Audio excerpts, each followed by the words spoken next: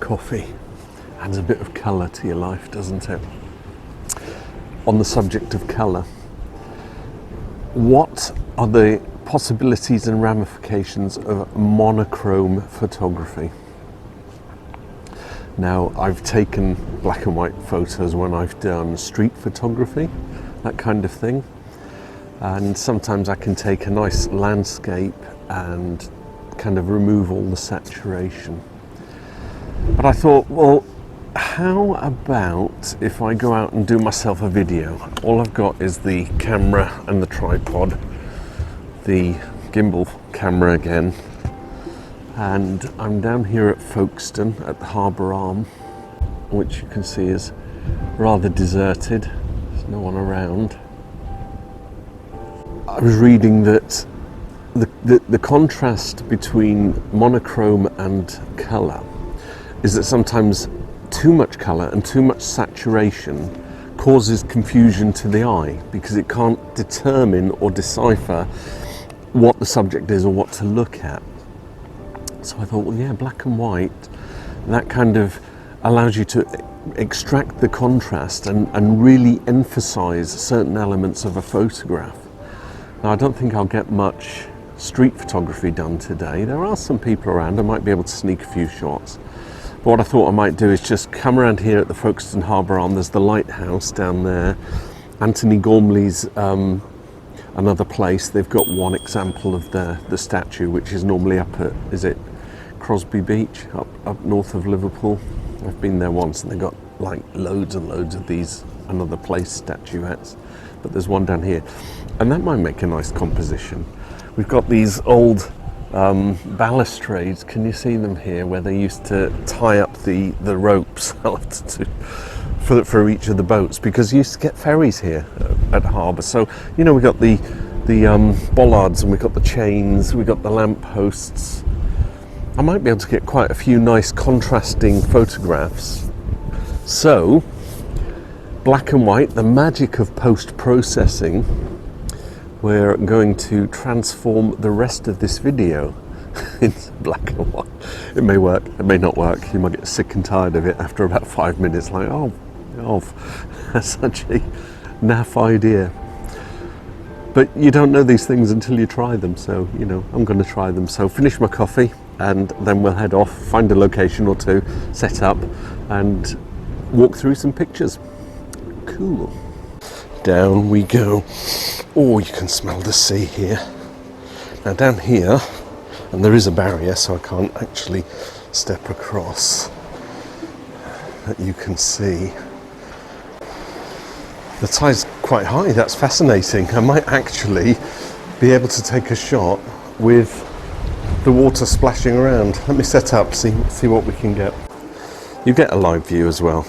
So it's really not a case of, you know, what settings, what's the best aperture, what's the best speed. That kind of doesn't matter, as long as I've got a crisp image and I can bring out the contrast and the highlights of the image. What I'm going to do is set the timer on self-timer for 2 seconds, but I'm going to make it do 3 shots, 3 successive shots, because what I want to do is try and do some HDR, high dynamic range, what do you call it, merging. And what it could do is bring out the contrasting highlights, which is what I really want to do. ISO 100, f13.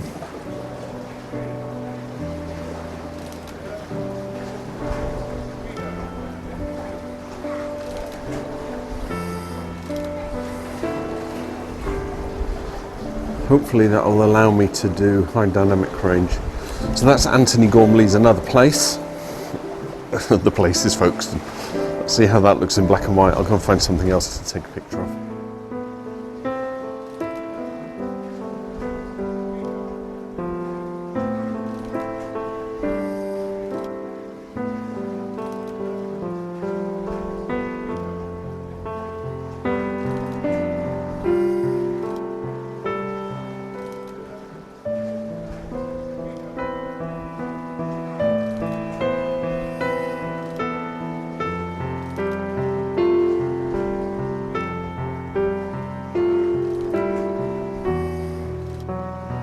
What is actually an interesting concept here is that when you're taking photographs, say of landscapes, you know, my sunsets, my sunrises, the mountains, whatever it may be, you spend ages kind of trying just to compose for that one thing. But just walking around, I know I'm doing monochrome, so I want to find interesting subjects, but there's so many different subjects that I can just take a photograph of. I can just stop and look at some engineering, you know, there might be rivets. If you look up here, just that corrugated roof just looks really fascinating. Folkestone Station was used in World War I. Folkestone Station, the harbour arm, is actually a railway station, and during the Battle of the Somme they had all the troops coming down. The viaduct crosses the harbour there, and the train stopped here. You can actually see this is there's a train track. This is a railway siding, so all the troops would have come down here, alighted the train, and then got on board the steamer ships, headed over to France, and this would have been the last thing they saw of their home country, because so many of them lost their lives in World War I.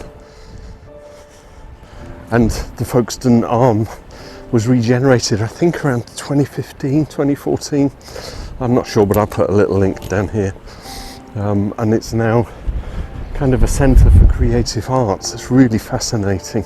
But you've got the lighthouse down here, and I think the lighthouse itself still works, but it was derelict for decades.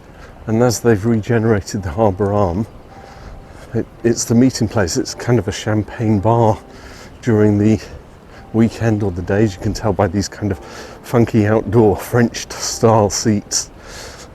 Oh monsieur, qu'est-ce que tu as? Would you like some champagne? So I think if we look up here, some nice contrasts, but I'll head up there because we've got nice contrasting sky and cliffs, and I think I'll set up for a shot on the top up here and try and incorporate the lighthouse. Come on, let's take some black and white photographs.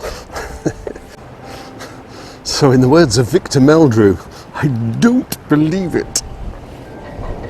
They've locked it. I can't walk back. I was hoping to get, well, I don't know, maybe I can go all the way around just to get to here. I'm certainly not climbing over. I'm not getting a good angle simply because I need to be on that side of the fence. Hey ho, got to work with what you've got. So here's my live view. I'm working with this. I've got the lighthouse. I want to try and bring out the contrasting colours. Are there any? Certainly the clouds in the background. The shape of the lighthouse. Do I know what I'm talking about? Who can tell? Anyway, I've set the composition up. Let's just take one shot, see what it looks like. It's kind of nice. That's at f8 or f22, so let's blast it out so that I can get some nice contrast. Colours and contrast, HDR merge. That will hopefully set the balance for a nice black and white image. Question is it a nice subject, you know?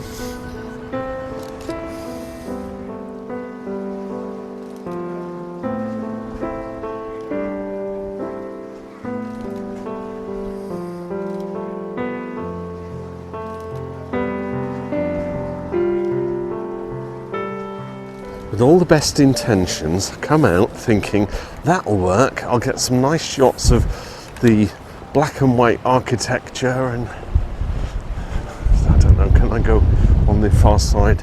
I think what I'll do is just head back down, and if anything takes my fancy that I see,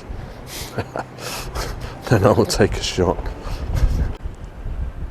It was an exercise in, can I do monochrome photography? And I think I can. You know, you just take your colour pictures as long as you can see some contrast. You know, I've talked about this before. I see compositions. Well, in terms of making monochrome, can you see the contrast? Can you see the different definitions? And can you bring an image or two out of that? So what I'm going to do is take a series of photographs, you'll get a gallery and they'll all be in black and white. The video has been in black and white. It's now going into colour again. Ooh, the red camera. Like and subscribe. Click that notification bell and you will see for future content. I'm trying to do the old, you know, motivational, ooh, it's all good. What a load of books. A gallery. Thanks for watching. See you in another video. Bye for now.